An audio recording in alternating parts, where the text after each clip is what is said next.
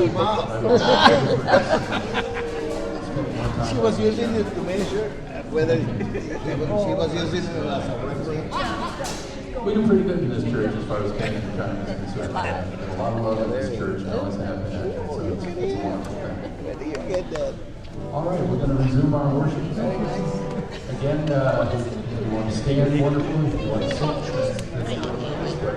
you lift the Lord's name on high. Unique moment.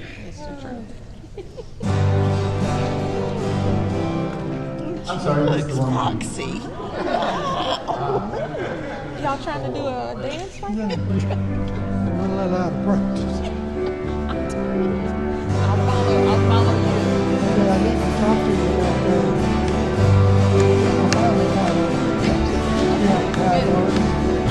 Lord, I lift your name on Yeah. I'm so glad you're in my life. I'm so glad you came to save us. You came from heaven to show from the earth to the cross. My debt to pay, from the cross to the grave, from the grave to the sky. Lord, I lift your name on high. Lord, I lift your name on high. Lord, I love to sing your praises. I'm so glad you're in my life.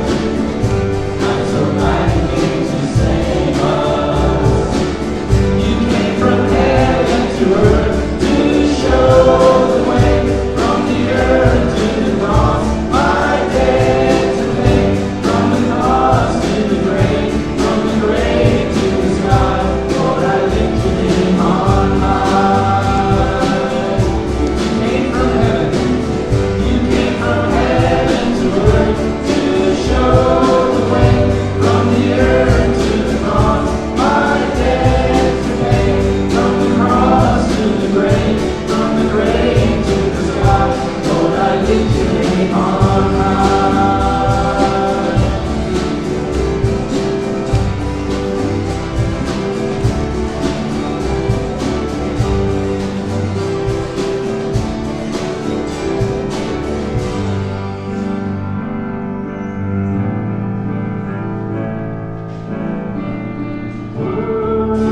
Worship you, Lord, for your name is holy.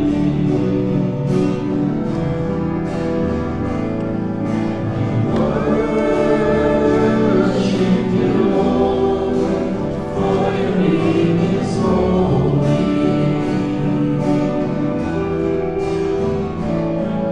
We worship you, Lord, for your name is holy.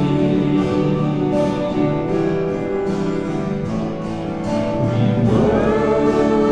worship you, Lord, for your name is holy.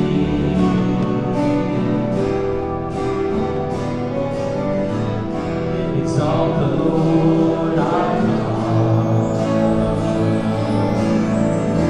Exalt the Lord our God, and worship at His holy hill. For the Lord our God, His name is holy. Worship you, Lord, for your name is holy. We worship you, Lord, for your name is holy. We worship you, Lord, for your name is holy.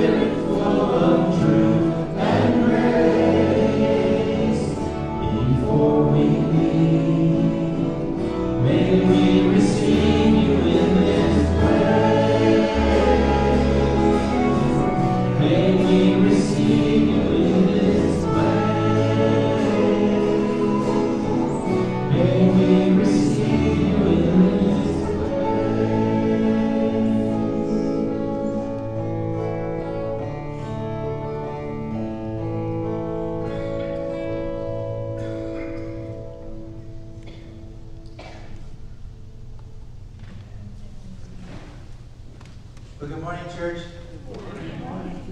Again, I carry the church's bridal gown. And I was just thinking, enter the presence of the Lord really defines who we are, because it isn't about self-improvement. It is improvement of self, but not by self. Because we received robes of righteousness. That's what he did for us. And so a clergyman wears that gown when he wears it as a symbol of who Christ is for all of us. And I thought how unseemly it would be for a bride to go out and behave in a very ungracious, sinful way. And that's why we start our service almost every Sunday, somehow, some way, sometime, to begin our service with the time of confession. Just saying, Lord, we have no been your bride. Don't look like her. Forgive us, please, and give us grace to mend our sinful lives. So, let's pray. Lord Jesus, I ask that you would emblaze upon our hearts and our minds this morning that with you all things are possible. Let us dream of the impossible. Dream the impossible dream. Because it's only then, Lord, that we can be absolutely certain that this wasn't of us. Because if you called this something beyond us and you pull it off, we would thank you already in advance and intend to lean that way and learn to live and walk that way. That's what we pray it, Father, in Jesus' name. Amen. Do you ever wonder what Noah thought when God said, go build a boat? I mean, a boat. It if you understand what it says, by the way, a mist rose from the ground and watered the earth. There's no rainbow. Now, rainbow is a result of direct sunlight through the moisture, right? So there wasn't the cycle that we know of evaporation, clouds, and rain, and etc. It didn't have that. And there were no floods. A mist rose from the ground and watered the earth. And God tells Noah, build a boat. Build a boat. Doesn't that sound just a little bit crazy? I got to think about some other people, and I thought about how when God tells God tells Abraham to go to a land you don't know anything about. How many of you just done that? Well, some of you probably have, as God led you. But I mean, think about it. I like Ur of the Chaldees. You know, I'm at home here. It's my family. You know, this kind of thing. God says, come here. I'm going to show you a land that you don't know anything about. And Abraham followed him. And then you come to that story where God comes to Abraham and says, you know, I'm going to tell Abraham what I'm going to do about Sodom. Why would he tell Abraham that? Why would he say, you know, I'm going to go down the city down here, the cry of sin is going out up to the heavens here. I'm coming down here to destroy it. Why didn't you just burn them? And can you imagine what Abraham thought? I don't know what he thought. But his immediate response was, oh, Lord, remember who you are. It's kind of like Moses standing before God, and God says, I'm going to destroy Israel. I'll start over with you. He says, oh, Lord, remember your reputation. Or how about the time in the Old Testament lesson that Jesse read earlier, where he comes to Abraham and Sarah, and she's beyond childbearing years. He said, you're going to have a child. Well, of course she'll have. Who wouldn't? When God comes to us and tells us things that are unbelievable, why does he do that? I know with God all things are possible. We need to keep somewhere close in mind. With God, all things are possible, especially when he tells us interesting things like Joshua, I want you to go over there, that city over there, that walled city, I want you to march around it once, 7 days. Then on the last day, I want you to go around 7 times. Then blow your horns. That's like standing in front of a freight train and saying, stop. What sense did that make at all for God to tell Joshua, just march around the city 7 times? Why would God, and what did Joshua think? I also thought about poor Hosea. He says, Hosea, I want you to go marry the town prostitute. And I don't think there's any indication at the beginning there's going to be a hope of a message of salvation and redemption to Israel as a result of it. But he did what God told him. Because God told him to do it. It was that simple. And then there's that story of Jonah. A little bit different ending. As a matter of fact, there's not an ending. Have you heard that? Story of Jonah, there's no ending. The story doesn't end. Because God said, Jonah, why don't you go to preach to Nineveh? He booked passage the opposite direction. And then, you know, the whale spit him back out. This time he goes, but he's a reluctant witness.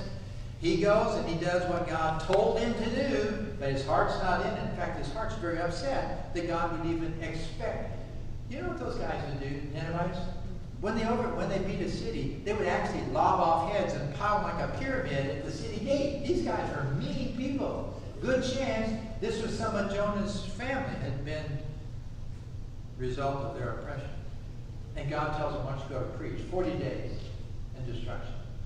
And people began to repent. And Jonah finds himself on a perch outside the city, waiting for the fire to come down. And then God calls a little cord to grow up, and it shaded him. Well, that was nice. Being angry in the sun wasn't quite as much fun as being angry in the shade. And then he let a little worm come and eat the vine, and it withered up. And now Jonah's miserable out there because his shade's gone. And God said, Jonah, you're a little bit upset about a little vine. Shouldn't I have compassion on a whole city? And it stops there. Remember years ago realizing the reason it doesn't tell the end of the story. You don't know what he did. Did he get it? Did he repent? Did he thank God for his gracious mercy, not just to him, but for them? Did he even realize God had been gracious and merciful to him? I don't know. But when God tells somebody to go into Nineveh, you think, well, maybe next door, people who are like me and who are alike me and like me, maybe so, but going across the tracks where people don't like me, what is that? And you have to keep on asking yourself the question, why does God do those things? I've also thought about, remember those two dreams that Joseph had? Jacob's second youngest son. The one dream was that all these sheaves were out there. He knew them. The number of them was like for his parents and his brothers. They all bowed down to his. They got a little upset when he showed up. And they had another dream that even the sun and moon and 11 stars bowed down to his star. Why did he give him a dream like that? And then, allowing it to happen as it did, whole trip down to Egypt. I got to thinking also this last week, I was reading through this, and if you take the story of Jacob itself from beginning to end, that's one of the longest stories in the Old Testament. It just goes on and on and on about Jacob. And he got started, and excuse me, he did get started. When he's running away from his murderously angry brother Esau, he has this dream. And in his dream, God says, okay, that's one where the angels are going up and down. In his dream, God says, I'm going to bless you, I'm going to take care of you, watch over you, give you children, give you descendants. And he ends this, and I'm going to bring you back home again. Jacob didn't get it, but God told him what he was going to do already beforehand. Hopefully, so that when it happens to any one of us, we catch on to it. He tells us, that's what these stories are about. These stories are all about God saying, with God, all things are possible. You can trust me. I'm a good God. I love you. I came in the world for you, but not just for you, for the sake of others around you. And as I was thinking through this, I thought about the woman at the well. Why she comes out there. Hers was the most reasonable question. I'm a Samaritan and a woman, and you're a Jew and a man. You asked me for a drink? But Jesus asked her that question because that was the question that opened up the doorway for her to meet the Messiah. The one standing here talking to you. I'm him. And then I thought about, sometimes God just tells you something that seems to have a real practical play out. Like the wise men, they come to Jerusalem and say, where is the one born King of the Jews who we've seen his star in the east and come to worship him? And Herod gets his scholars together and said, where is he going to be born? Out of thee, Bethlehem Ephratah, though you're small in the clans of Israel, yet out of thee shall come forth one. He says, okay, it's about Bethlehem. When you get down and you find him, let me know. But God told the wise men what? Don't go back that way. Go some other way. Because if he had gone back through and said, hey, we just found him in Jerusalem, Bethlehem, and here's the address. They've been down overnight, right?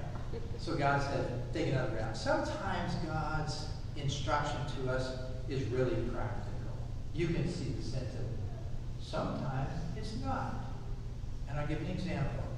There's a church, the only one in the New Testament, where God told members of the body of Christ in Jerusalem, you sell your property and you bring it to leadership and they'll dispense as everybody has need. Okay? Now you could have sold it and kept part of it and give part of it away. And the sin of Ananias and Sapphira was that they lied to the Holy Spirit because they sold it for this much, but said, no, we only got that much. But that's the only church in the New Testament that happened to, that they sold their property and had everything in common. Okay?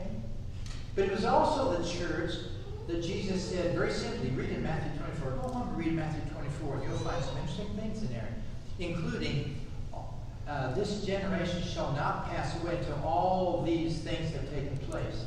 And when he talks to them, he says, when you see the abomination of desolation approaching Jerusalem, he says, get out of Dodge. Pray it's not winter. Pray you're not pregnant. If you're on the rooftop, don't go down pack. You're in the field, don't come back to the city.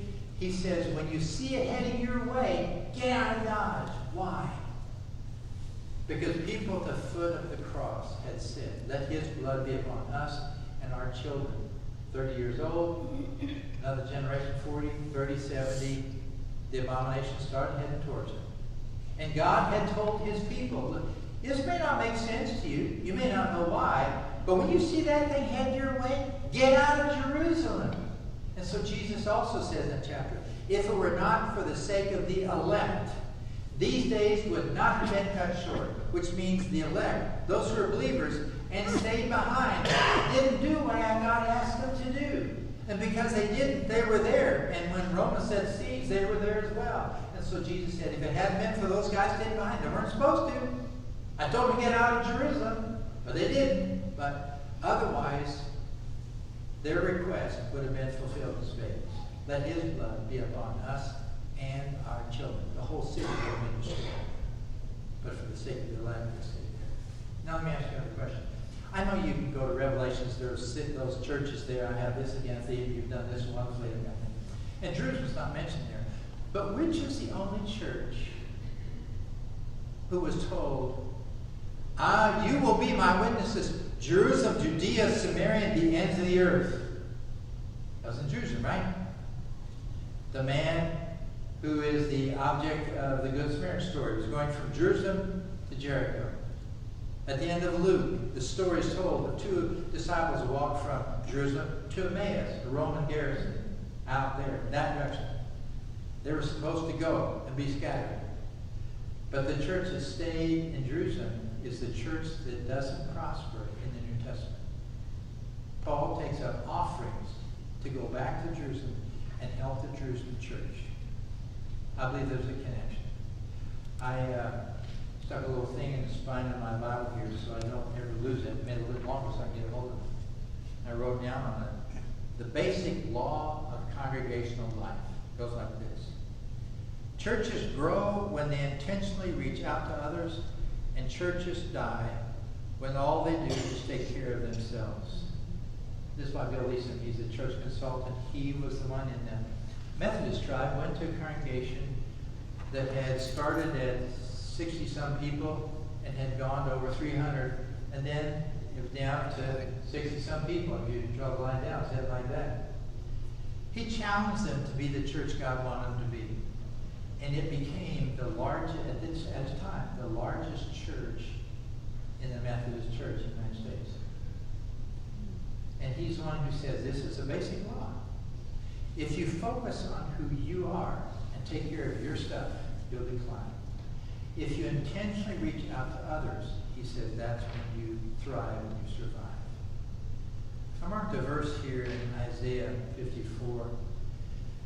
Isaiah 54 follows Isaiah 53. So, Isaiah 53, the suffering servant. Surely he's carried our griefs and borne our sorrows. Ours, okay? And he promises that's what he's come to do for us, okay? Isaiah 54. Sing, O barren woman.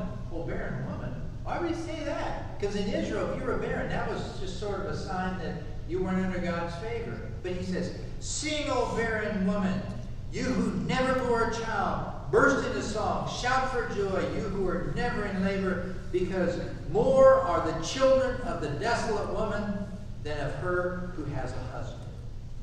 Then he continues, enlarge the place of your tent, stretch out your curtains wide, do not hold back, lengthen your cords, strengthen your stakes.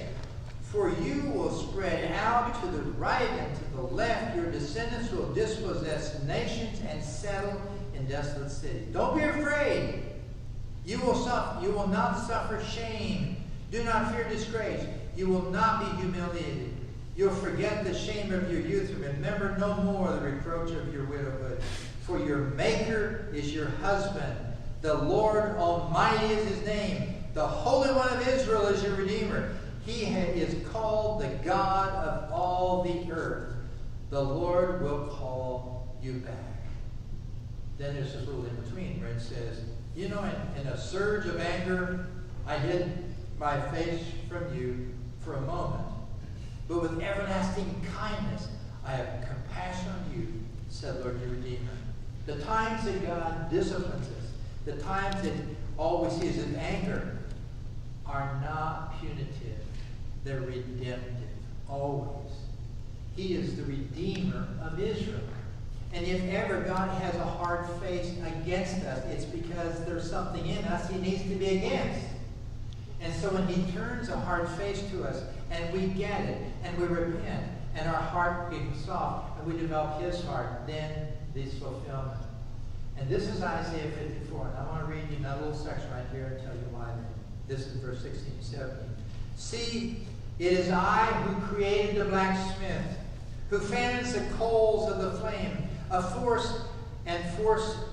a weapon fit for its work. It is I who have created the destroyer to work havoc. No weapon formed against you will prevail. And you will refute every tongue that accuses you. This is the heritage of the servants of the Lord, and this is their vindication from me, declares the Lord. This is the heritage of the servants of the Lord, and this is their vindication from me. When we get in a rough patch in life, a lot of us would want to say, I rebuke you. I don't know how many times I've had people get in a difficult situation and say, I rebuke the devil. As if it's, who's in charge here? God sits in heaven, looks at all the kings of the earth, and says he laughs.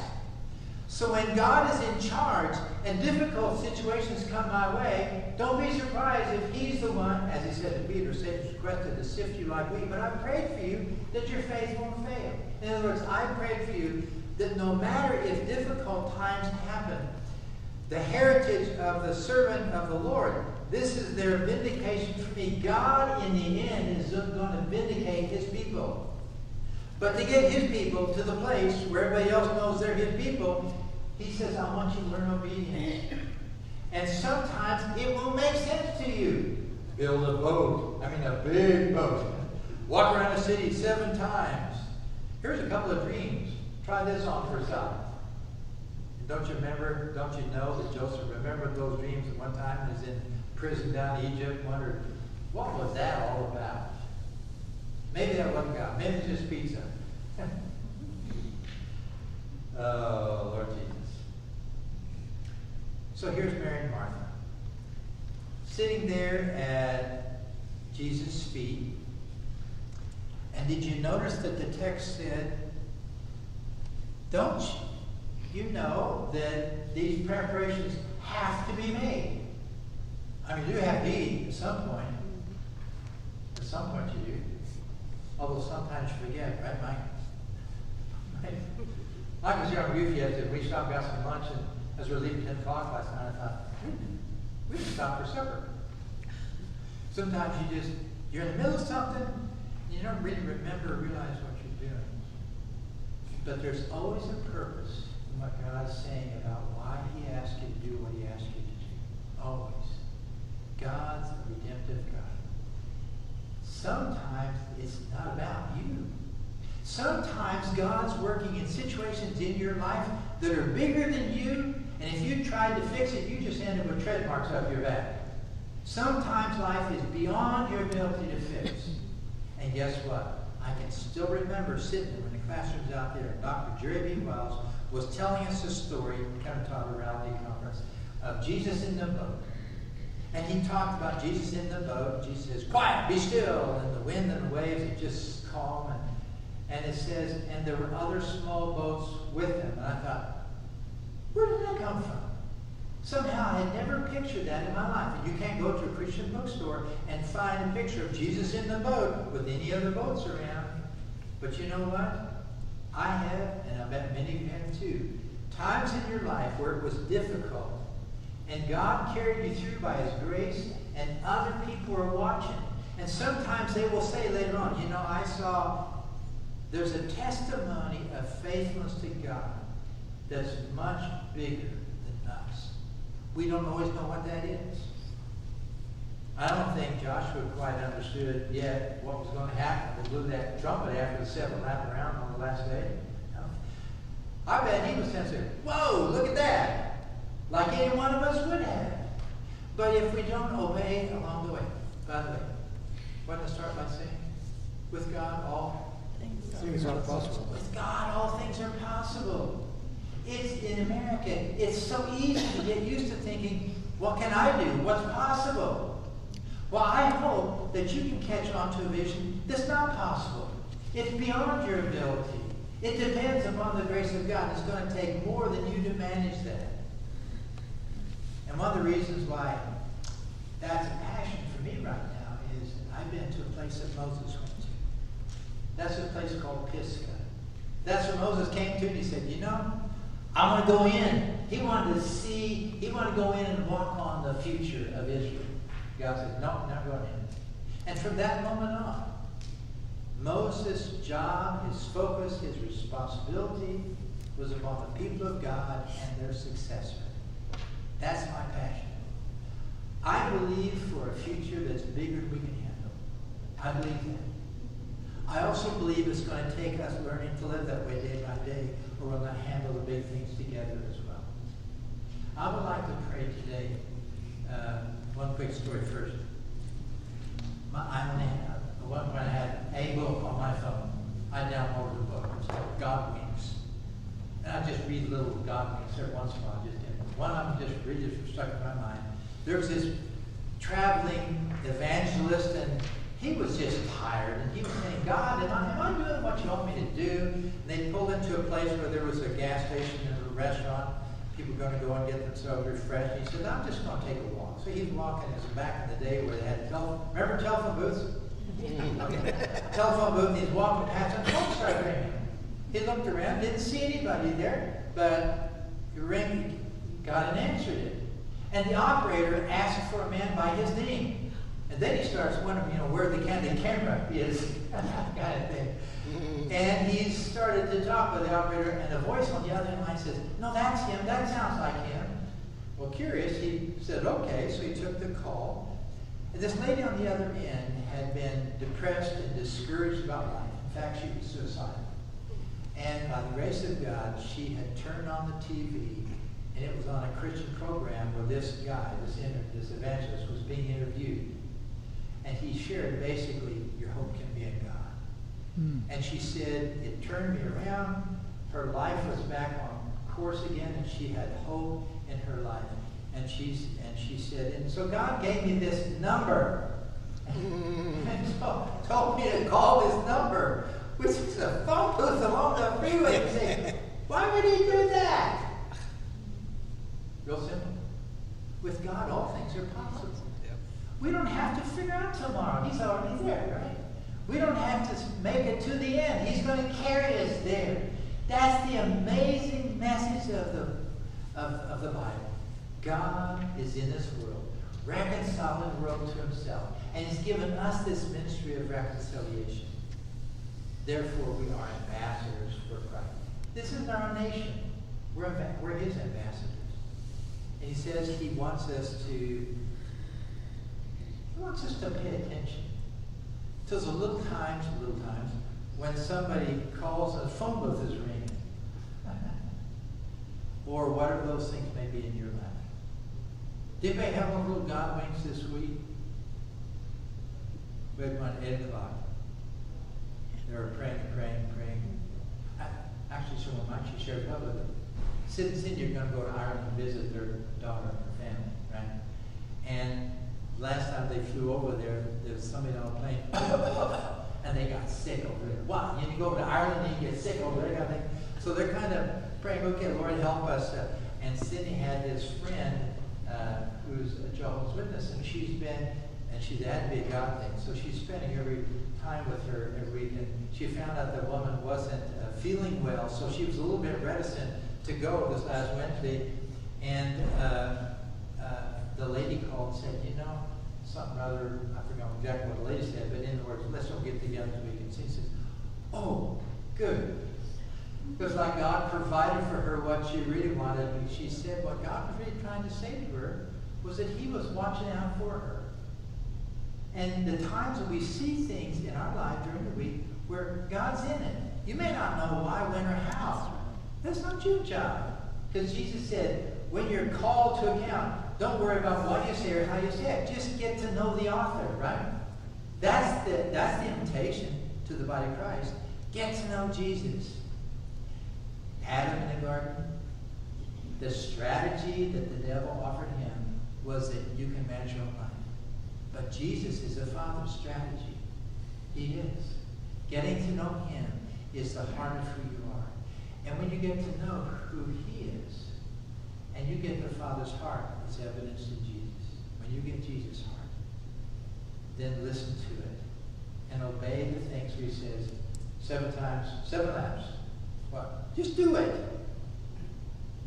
I remember years ago when I was first in Houston, 1971. 71. And we had a guy named Dr. Bob Eckhart come and present. He's a medical doctor, but he's part of Redeemer, the Episcopal Church, the renewal. It was a church renewal for all around the United States. And he was talking about obeying the Word of God, obeying what God tells you to. He told stories. He said, yeah, sometimes God tells him to go home this way. He would. He'd find out there was something wrong with what he needed to do. And other times, he'd go home, didn't see anything. And somebody says, well, why does God tell you to go that way if nothing happens? He said, practice. I've never forgotten that. It isn't that God says, okay, I'm always going to be understandable or practical with you. He said, I want you to hear my voice and walk in my ways. And so I'm going to encourage you, I'm going to pray here, that God will meet us this week in practical situations where we'll know it was Him. And sometimes it's just to show up. Hello, I got your back. Or sometimes it's 7 laps, and you won't know why. How do you discern then whether it's His voice or just pizza? I mean, like Joseph's dreams. How do you discern that? Sometimes you step out, and it wasn't Jesus. It was just you fell flat on your face. Back up again. Sometimes you step out in faith and you fall flat. You step out in faith, you fall flat on your face, and it was Jesus. Because our little boats are watching. And people see you have the ability to fall down, and it looks like a mistake. And you get back up again. The woman at the well, 5 times. And Jesus says, now that's the one who did the hard work. And because of her life, the whole city comes out and they believe that Jesus is the Messiah. And they say, now we don't believe just because of what you said. We've heard ourselves. We believe this is the Savior of the world. So even in our failures, what we do by faith always lasts. Live by faith this week. And keep your eyes and ears open. Can we pray? Let's just pray. Father, I pray that you lead us, your people, to live with our eyes and our ears open this week, anticipating that you mean it when Paul says you're both willing and working your good pleasure in us. And Lord, if we could figure it out, we'd have done it a long time ago. But we're not good at that, and you tell us not to. You're the one that's the Father's strategy. Help us to see you in everything that we do and reclaim our lives from ourselves. As we plan to do what we think we want to do, ought to do, should do, have to do, Lord, release us. Release us to be like Mary, who sat there and got the better part. Because I know in my life, the enemy of the best are often some very, very good and admirable, publicly approvable things. But it's not the best. And you want not just the best for us, but you want the best in us for the sake of ministering to other people as well. So, Father, this week, I ask that you teach us to hear and walk in your voice, in your way, as you speak to us. Let us discern your voice and obey that. We pray, Jesus, in your name. Amen. We saw with your class this morning, we were talking about when God first spoke from the heavens with Jesus. Do you remember, this is my beloved Son, whom I well please? Then 3 years later, when he walked and walked and walked and walked, he appears, the voice comes again to Mount Transfiguration. It says, this is my beloved Son, in whom I am well pleased. Listen to him. That's God's will and purpose for everybody in this room. He wants to bring us to a place where we can demonstrate what it means to walk in a Father's will. And then he can afford to say to other people around us, that's what it looks like. I'll be with you like I was with them. I'll carry you through like I carried them through. I'll give you grace and wisdom for situations otherwise you don't have. So God wants to bring every one of us to a place where he can say about our lives as our little boats are watching us. This is my child. That's what it looks like to be loved by me and to trust me. Listen. Anybody have a little God wink they want to share this week? You can share at home, please. Speak in the microphone, I'll come up here. There's one.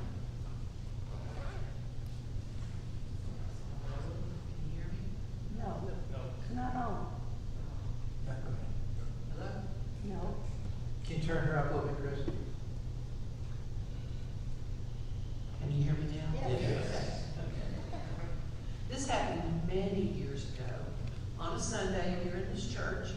I was kind of new here, but I was involved with some of the ministries. But on Sunday morning, I think maybe it was during offering time, the music ministry was playing, and I heard a voice say, "Go get the red cord," which we had been studying the miracle of the scarlet thread, and we had used a red cord in different visuals. It was in the back. And I heard a voice say, "Go get that cord and throw it over the banner that was up at the time." And I just like, was going, what? No, that doesn't make sense.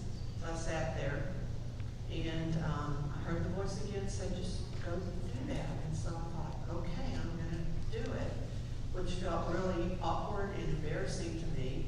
And so I went behind, I got the red cord, and I was trying to put it over the banner. It was a high banner. I remember Ken came up and he helped me. He helped me put it up there.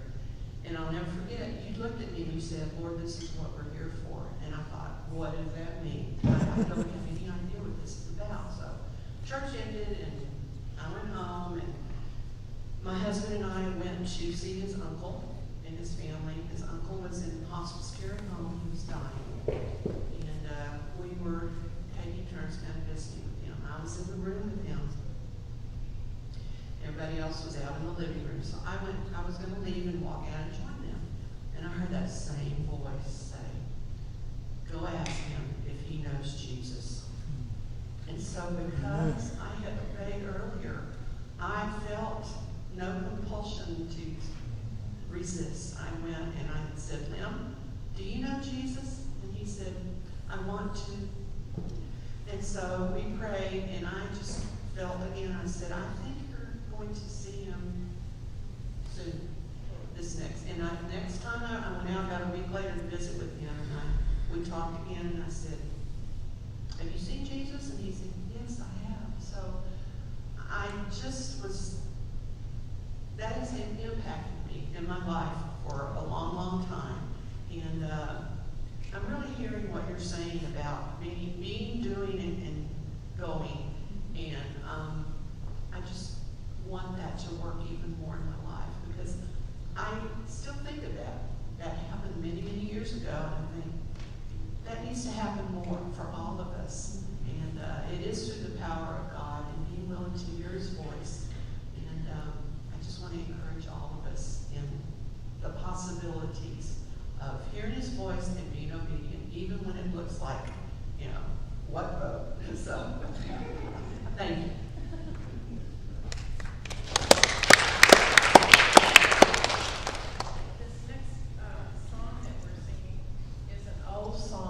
But it's a new song. The old part is, we've sung this for years, since the 80s. "Oh Lord, You're Beautiful." It was written by Keith Green. But just recently, Ken sent a YouTube connection to hear this song again as Keith Green performed it in his early years, right? I think the what I listened to anyway was, it was fresh off a boat or whatever. It was new for him. And these words over the years have been lost. And when I heard these words, it really touched me. It's just so much more to the song than I ever realized. And I think it fills in where Pastor Ken has been preaching to us, the thread of his sermons and his thoughts about reaching out to other people. Because in this song he says, and I could identify with this, "Oh Lord, my body is tired, but you keep reminding me of many holy, tireless men who spilled their blood